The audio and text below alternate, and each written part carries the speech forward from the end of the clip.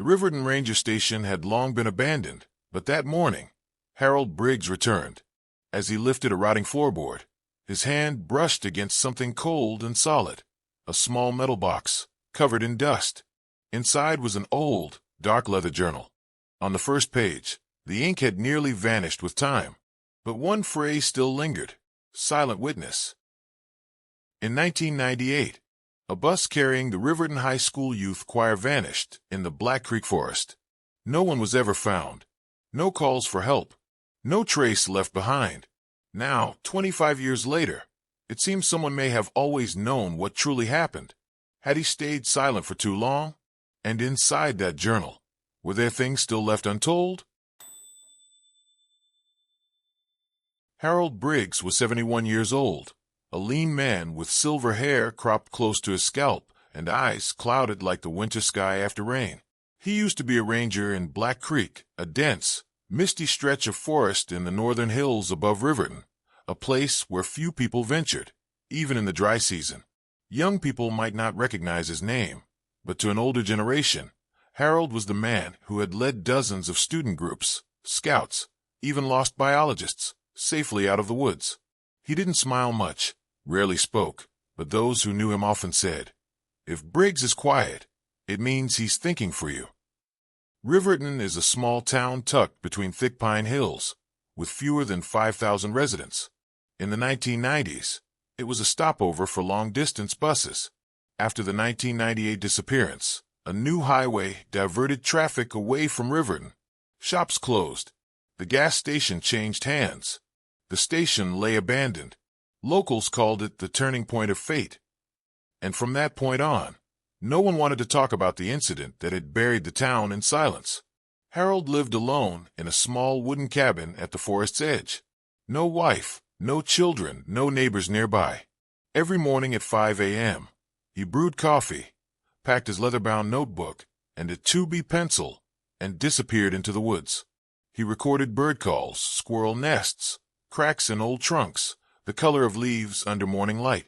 His journal was filled with tiny details most would never notice, never care about. But one page had remained blank for 25 years, October 12, 1998. That was the day the Riverton High Youth Choir disappeared. Harold was the first to see the bus, abandoned near the forest's edge. The door was open, the seats empty. No sign of struggle. No calls for help. "It's like everyone on board just vanished," he had told investigators during the first round of questioning. After that, he never spoke of it again. Perhaps because he didn't want to remember, or perhaps because he believed no one was ready to listen. Even so, Harold had never truly rested. Some nights, he dreamed of voices, soft, distant, rising from beneath the ground. On other nights, he saw the face of a blonde girl, the one who had handed him a handkerchief when the choir visited the ranger station, a week before they vanished. Guilt sat in him like a sealed wound. It didn't bleed, but it never stopped aching. He had been there. He had seen the bus. But he hadn't gone further. He hadn't searched harder. No one had blamed him, but he carried the weight anyway. Then, one September morning, while cleaning out the old ranger station, untouched since 2002, he found something unusual. A loose floorboard, lifting just slightly beneath his boot. He bent down and pulled it up by hand. Dust rose into a sunbeam pouring through a crack in the roof, glittering in the stillness. Beneath the floor was a small metal box. Its lock was rusted through. Harold opened it and saw a dark leather journal. On the first page, written in slanted, trembling handwriting, "Jacob Merrill, Choral Director, Riverton High School." Harold forgot to breathe for a moment. His hands gripped the journal tight, his eyes fixed on the name. Wind whistled through the broken window, and the forest fell quiet again, as if it, too, was listening. The old ranger station sat at the end of a dirt road, abandoned for nearly 20 years. Its roof had rotted, wooden walls cracked, weeds growing through the window frames. That morning, Harold returned, not for any clear reason, just a cloudy, overly quiet morning, and a faint, persistent pull to come back to a place he'd spent years trying to forget. He took off his mudcake boots at the door and stepped inside. The ceiling hung low, the light was dim, the air thick with the scent of damp wood and old paint. He brushed his hand over a worn table layered with dust, then turned toward the far corner of the room, where the old forest map cabinet had once stood. As he swept dry debris off the floor, the tip of his boot tapped against a board that felt uneven. He bent down and used a small spade to pry it up. The wood gave way with a dry snap. Underneath was a narrow space, just large enough to conceal something small. He reached in, felt a chill, then touched something metallic. A rectangular box, rusted, heavy. The latch had broken long ago. He took a deep breath and opened it. Inside, wrapped between brittle, yellowed pages, was a dark brown leather journal. One corner of the stitching had come undone. The scent of old paper rose up, musty and familiar, like the journals he had kept for most of his life. When he turned the first page, his hands trembled. On the faded paper was a line of slanted, gentle handwriting. Jacob Merrill, choral director, Riverton High School. He stayed motionless for several minutes, eyes locked on the name, as if trying to believe it was real. Jacob, the choir director who vanished in 1998, the only adult who had been with the students that day. A name that seemed buried with the bus all those years ago, now appearing again, clear, unmistakable, no longer part of some hazy memory. He turned a few more pages and began reading the earliest entries. Jacob had recorded their journey, the moment the bus stalled, the weather that day, the sense of unease as they approached the ravine. There's something in the forest. One entry read, "The sounds don't belong to animals or the wind." Then came scattered observations, strange lights from the west, whispers echoing from all directions, fear in the children's eyes, and the overwhelming feeling of being watched. "We're looking for a way out." Another line read, "But the path has disappeared. I'm not sure how long I can keep it together." Harold closed the journal, holding it tightly against his chest, heart pounding. It wasn't fear, it was something deeper. Something inside him had been awakened, something he had pressed down for 20 years. He didn't call out. He didn't rush out the door. He just stood there, silent, as if the entire forest had gone still to listen. Rain began to fall, soft and steady against the warped roof. A chill drifted through the cracks in the wall, seeped into his coat, into his bones. The ranger station had no radio anymore, no maps on the walls, no footsteps echoing across the floors. But now it had a voice again, a voice carried within the journal. And Harold knew this was no longer a secret he could keep. He looked down at the journal, ran his fingers over the words "silent witness," and murmured, "I know. I can't keep this to myself anymore." The next morning, Harold woke earlier than usual, his hand still gripping the journal beside his pillow. He made his coffee without sugar, as usual, his eyes never leaving the dark brown leather cover. The words "silent witness" burned into his mind like a scar. The sky was overcast, fog blanketed the roof, the birds were silent, and the forest held a strange stillness. He put on his long coat, pulled a cap low over his forehead, slipped the journal into his inner pocket, and set off for the Riverton police station, a place he hadn't visited in nearly 20 years. The small office sat at the end of Main Street, next to a pharmacy and a bakery that had been closed since 2005. The officer on duty was a young man, around 30, wearing glasses.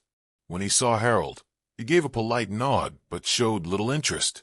When Harold placed the journal on the desk and began to explain, the young man listened half-heartedly, nodding occasionally, without much care. But when Harold mentioned the name Jacob Merrill, the officer finally looked up, frowned, and flipped through a few files on his computer. "This case was closed back in 2000, sir," he said flatly. "The records are archived. No one's working on it anymore." Harold brought up the entries, strange lights, forest sounds, the fear in Jacob's words, but the officer only shrugged and gave a half-smile. He probably panicked. That kind of trauma, people write all sorts of nonsense. Harold said nothing more. He simply nodded, thanked him, and walked out. The sun was out now, but it felt colder than when he had gone in. The wind stung his face, carrying dust through the deserted street. The houses were shuttered tight, curtains drawn. He decided to walk to the town library. The old red brick building stood at the end of the road, still housing archived newspapers and topographic maps from the 1990s. He searched through Riverton school records, flipped through old news articles, traced his fingers over forest maps of Black Creek. But there was nothing.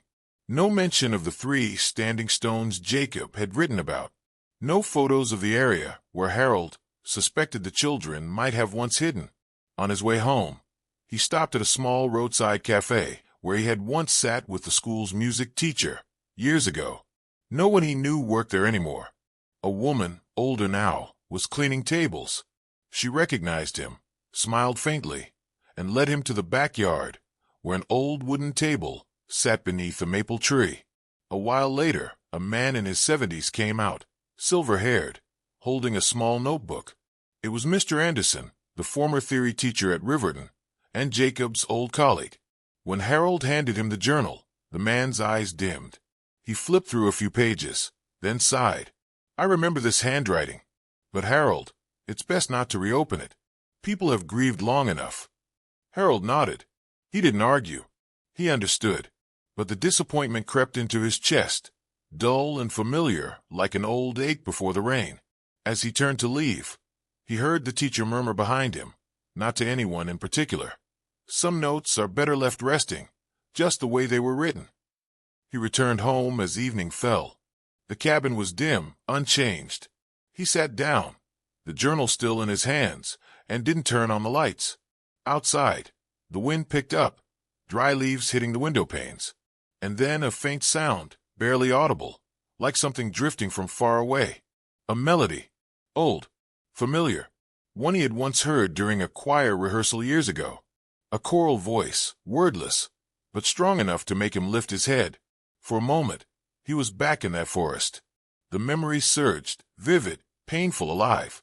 At the back of the journal, along the frayed edge of an old page, was a short line, almost erased by moisture.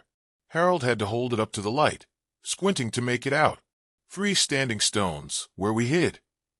The words were written in a faint, unsteady hand, as if composed in exhaustion. But what struck Harold wasn't the detail. It was the way Jacob wrote "we." That meant he hadn't been alone. That meant someone else had still been alive. Harold opened an old drawer and pulled out the topographic map of Black Creek he had once used as a ranger. He spread it out on the table, tracing the marked zones, areas labeled unsafe, landslides, unstable terrain. And there, in the northeast corner near the old ravine, he saw a blank space labeled with just 3 words: restricted, landslide risk. No one had revisited that zone. No one had mentioned it in any of the reports following the disappearance. As he stared at the map, a memory came back, something from nearly 20 years ago. It had been late October. He was on patrol. A misty drizzle had soaked the woods. The fog was thick. His flashlight barely cut through it. As he passed the edge of a known landslide zone, he heard something, distant, strange. Not an animal, not the wind. It lasted for several seconds, like a voice, but swallowed by fog. He stopped, turned his head, called out once or twice, then moved on. The next day, he didn't report it, partly because he thought he'd imagined it, partly because no one wanted to hear anything unusual once the case had been closed.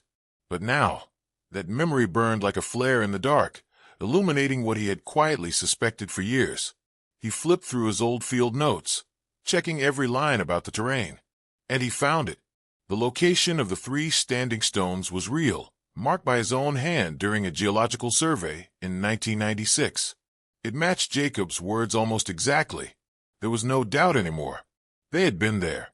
They had tried to hide, tried to survive, and the world outside had never come close enough in time.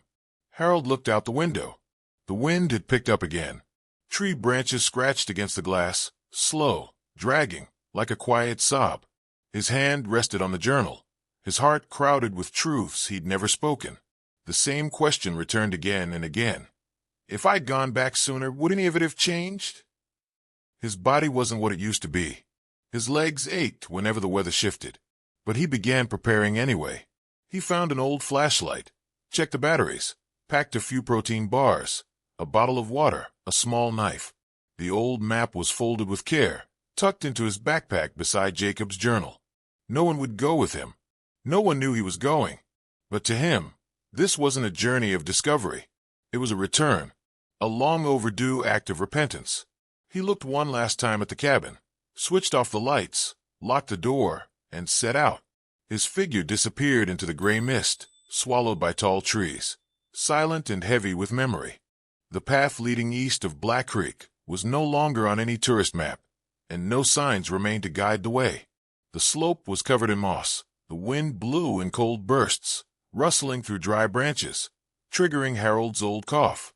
His hand gripped the walking stick tightly, his back hunched, each step slow but deliberate. No one knew where he was.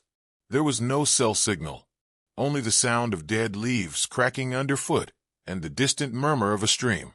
When he was about 100 meters from the ravine, he saw a man standing at the edge of the trail. The man wore a worn-out sweater, his back hunched, a wool hat pulled low over his face. He made no sound, no movement. He simply stared into the forest. When Harold approached, the man gave a slight nod, then silently raised his hand and pointed left, toward a path hidden by underbrush. He said nothing. Then, without a word, he turned and vanished into the trees. Harold stood still for a few seconds. His hand trembled slightly. There was something in the man's eyes that compelled him forward. He stepped toward the direction pointed out, parted the branches, and climbed over the moss-covered slope. Behind a low maple bush, nearly erased by time and wilderness, was a narrow cave entrance. Jagged rocks littered the ground. Vines draped over the opening like a worn-out curtain. Without guidance, he would have passed it by. He bent down, shone his flashlight inside. The air was cold and damp, the smell of earth mixed with old ash, acrid, heavy. No sound, except for the wind hissing through the cracks. On the wall were old scratch marks, blackened firewood, an open tin can, a frayed rope hanging over a stone. On the ground lay a small scarf stitched with red thread. RHC, Riverton High Choir. He picked it up gently. His fingers trembled. His lips tightened as if trying to hold something from breaking inside. The beam of light stopped at something small against the cave wall. A child's shoe, the kind worn during performances. The leather was worn, the laces still tied neatly, as if someone had fastened them one last time with care. Harold knelt down, placed his hand on the shoe, then pressed it to his forehead. He closed his eyes. In his mind, a familiar tune emerged, the song the children had practiced before the competition. The melody was faint, but it had rhythm, breath, and life. "We still sing," he heard in his mind, like a whisper rising from deep beneath the earth. He turned his light to the cave wall. There were markings in charcoal. Not clear images, just rush symbols, as if drawn by wet, shaking hands. But then he saw them, slanted, fragile names. Many were smudged, but still legible. Lily, James, Nora, Kaylin, all 18. At the bottom, the clearest line of all, "We still sing." Harold couldn't stand anymore. He sank to the cold ground, clutching the journal to his chest, looking up into the dark roof of the cave. His chest rose and fell in silent sobs. Tears streamed down his cheeks, quiet, unseen. But to him, this moment felt like a farewell, a final place, a delayed goodbye. At the far end of the cave was a narrow crevice, the stone sharp and cold, just wide enough to let in a faint beam from Harold's flashlight. When he crouched down and looked closely, he saw something half hidden beneath dry leaves and scattered soil. Brushing gently with his hand, his fingers touched a thick fabric, long decayed. It was a gray coat, old, but folded carefully, buttons fastened. Inside the coat, wrapped tightly in a sheet of nylon, was a cassette tape, the kind used for personal recordings, now nearly vanished from the world. Harold sat silently for a long time, his hand resting on the tape, his gaze fixed. His head throbbed, not from the cold or fatigue, but from a vague fear creeping into each breath. Something about the tape made him afraid to listen to it alone, in the forest, surrounded by darkness. He rewrapped it with care, tucked it into the inner pocket of his coat, and left the cave, his heart heavy. The next day, he brought the tape to Walter's house, an old friend who had once worked as the sound technician for the local church, now living in a small apartment near the town's used bookstore. Walter had lost sight in one eye. His hands trembled, but his mind was still sharp. When Harold mentioned the name Jacob Merrill, Walter paused. "I remember that voice," he said, always whispering, like he was singing just for God. The old cassette player whirred to life.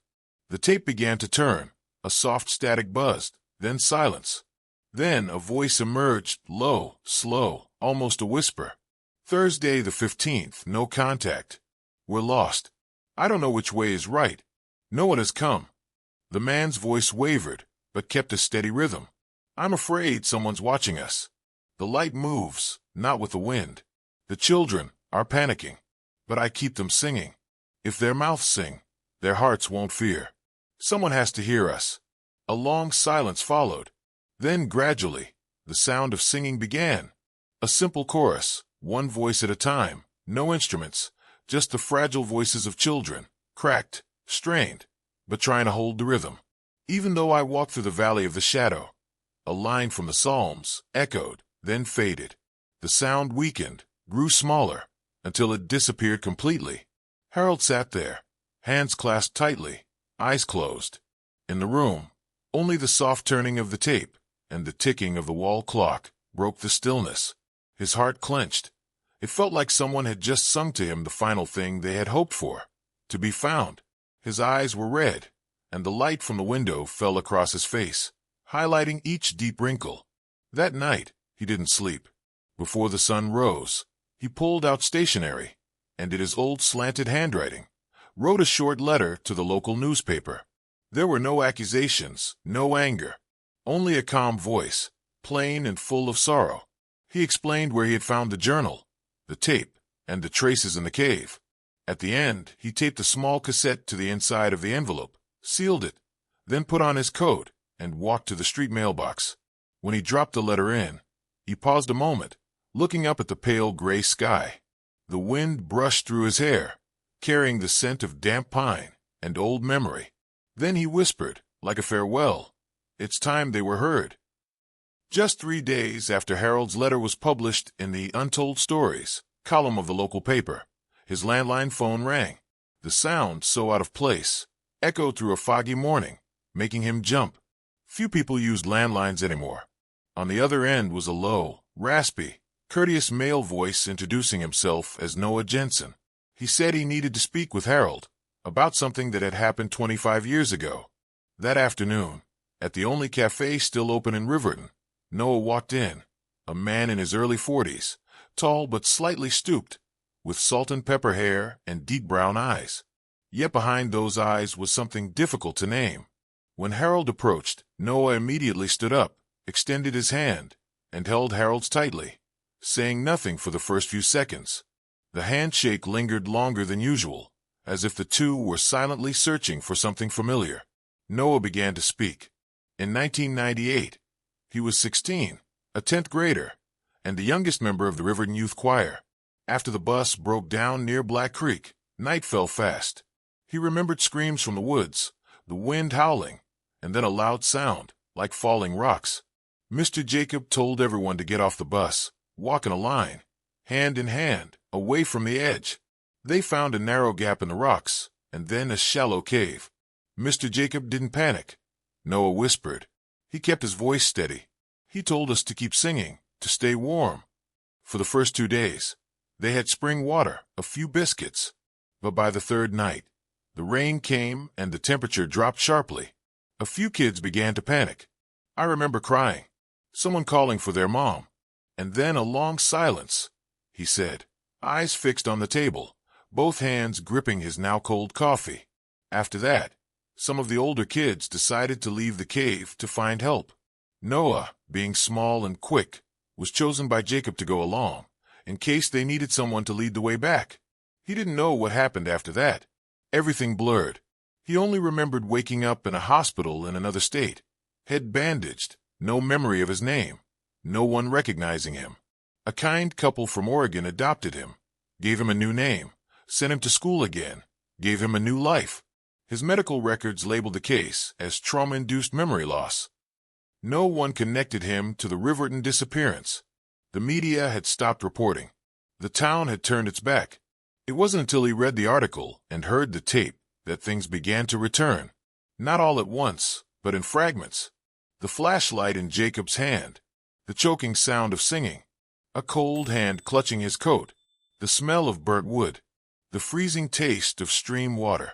I don't know how much I still remember, Noah said, but I know I was there. Harold didn't say anything while Noah spoke. He just listened, his eyes gazing out the window, where rain had started to tap softly against the glass. When Noah finished, Harold turned to face him, met his eyes, and nodded slowly. "No one's asking you to remember everything," he said, "but the truth is beginning to be seen." Noah placed his hand over his chest. We said he often felt a sharp pain whenever he dreamed of the forest. "Now I remember," he whispered, "and I want them to come home." The news spread faster than Harold expected. It started with a few comments on the town's social media page, then reached the morning broadcast of the local news station. 2 days later, the county police department officially announced the reopening of the Riverton 1998 case. A special search unit was formed. For the first time in over 20 years, someone was returning to Black Creek Forest as part of an investigation. That morning, Harold stood at the edge of the dirt road, gripping his folded, weathered map. His voice was raspy as he spoke to the group of young officers beside him. He pointed to the overgrown trail, where the 3 upright stones once stood, then led them to the mouth of the cave he had entered before. The ground was muddy, the air damp, and the fog just as thick as the day he had found it. But this time, he was not alone. The search team entered the cave with specialized equipment, flashlights illuminating every dark stone wall. After a few hours, they began finding the first traces: a torn scarf, with the faint embroidery of RHC still visible, a canvas school bag, rotted through but with a few fragile sheets of paper left inside. In the corner of the cave, tucked inside a small rock alcove, were human bones, stacked neatly, not scattered, as if someone had carefully placed them there with reverence. When the DNA samples were sent to the lab, the entire town held its breath. 3 days later, the results came back. 17 students were identified by matching dental records and strands of hair preserved in personal items. But there was one more set of remains, an adult, with a larger bone structure, unmatched in any national registry. Still, given the location and time of death, no one questioned it. It had to be Jacob Merrill, the choir director who vanished with the group that day. On the morning the team reconstructed the scene, the sky was thick with gray. The 3 moss-covered stones now stood clearly in view. The police and forensic team lined up in silence. One older officer lowered his head, placed a hand over his cap, his eyes misty. No one spoke. The only sound was the wind threading through the forest, brushing gently against the low grass. Further back, a retired music teacher, who had taught at Riverton in 1997, stood quietly, watching from a distance. He didn't approach the site. He simply laid a hand over his chest and murmured a sentence that those nearby could hear clearly. "We left them forgotten for far too long." Then he turned away, saying nothing more. 3 days later, at the school courtyard, the old song, the one the Riverton Youth Choir had rehearsed for months, was played again during the memorial ceremony. The sound from the old cassette filled the open space. The voices were young, breaking, uneven, but the rhythm stayed steady. Empty chairs stood in rows, each bearing a student's name. In the front row, Harold and Noah sat side by side. Neither of them spoke. They just stared quietly at the nameplates mounted on the memorial stone. And finally, in a short television interview, the host asked Noah if he had anything he wanted to say. He looked straight into the camera, his voice low, slow, but clear with every word. "They weren't silent. We just didn't hear them. But now the truth has been spoken." The memorial was held on a Saturday morning in late autumn in the Riverton schoolyard. The sky was overcast, no sunshine, but no rain either. The air was cool and mild, carrying the scent of damp soil and old paper from the name cards placed on rows of white plastic chairs. Each chair bore a small tag, printed with the name of a lost student. On stage, there were no flowers, just a single microphone, and a speaker playing an old recording, the final choir piece rehearsed before the group vanished. Noah wore a white dress shirt. His hands trembled slightly as he stepped onto the first wooden step. He didn't look at anyone. He just closed his eyes, took a deep breath, and began to sing. His voice was hoarse now, no longer bright like in his youth, but something in the way he held each note brought a hush over the crowd. Even though I walk through the valley of the shadow of death. He paused for a beat, then continued. No one spoke. The sound, though imperfect, sank deep into every heart. Below, the mothers and fathers, now with silver hair, hunched shoulders, and softened eyes, lit candles quietly. They no longer looked angry, like they had 2 decades ago. They didn't ask who was right or wrong. There were only tears, running down faces that had learned to wait, to stay silent, and at last, to forgive. Harold sat in the very last row. His coat was dark, damp at the shoulders from morning mist. In his hands was the old leather notebook, worn at the corners. The words "silent witness" nearly faded away. He didn't speak. He hadn't been invited, but he didn't need to be. Sitting there, listening to Noah's voice, that was enough. His hand tightened slightly around the notebook, as if the pain inside it had finally found a resting place. An elderly woman, thin, with white hair pinned neatly, rose from the front row and walked slowly toward Harold. She said nothing. She simply placed her hand on his shoulder, gently. Her eyes were not sad, not angry, just tired and warm. "Thank you for listening," she whispered, when we were too tired to speak. Harold nodded. He couldn't reply. His throat closed up. A soft drizzle began to fall, light as mist, touching shoulders, the steps, and the flickering candle flames. No one moved to shield them. No one reached for umbrellas. The candles kept burning, their glow trembling across the plastic chairs and the silent faces. A high school girl, dressed in a fresh uniform, stood up after Noah's performance. Her voice was steady and clear. "Tomorrow, we'll sing this song at our school assembly. Not because it's an old song, but because now we sing it for them." No one clapped, but there was no need. Her words lingered, floating above the maple trees in the distance. Wind moved through the canopy, its rustle like a whisper. In the gray sky, a single shaft of sunlight broke through the clouds, shining directly on the spot where Noah had stood. Harold looked up, his eyes wet, the journal still held close. He didn't believe in miracles, but in that moment he thought, maybe, just once, God had heard their song. 2 weeks after the memorial, Harold returned to the ranger station one last time. The air was crisp, and the wind from the edge of the forest carried the scent of decaying leaves and burnt grass, a smell he knew so well. He could sense the changing seasons with a single breath. The old wooden house stood quietly among the pine-covered hills, moss crawling up its walls, part of the roof already collapsed. The door creaked as he pushed it open. Inside, nothing had changed. A thick layer of dust coated everything. Light seeped through the cracks in the ceiling, casting a faint glow over the table where he had first opened the notebook. He set down his backpack and took out 2 items. One was the old brown leather notebook, the title "Silent Witness," nearly faded, the leather cracked and worn, yet inside, the slanted handwriting still clung stubbornly to the memory of the one who had passed. The second was the child's shoe, the same one he had found in the cave. He brushed the dried mud from its sole, then gently placed it beside the notebook, as if saying a final goodbye, as if returning a piece of memory to where it belonged.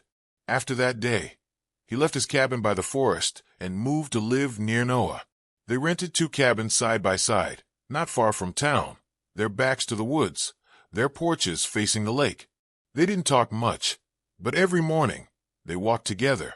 Harold carried his old wooden cane, walking slowly ahead, while Noah walked beside him, listening to the stories of people Harold had helped out of the forest, and those who never came back.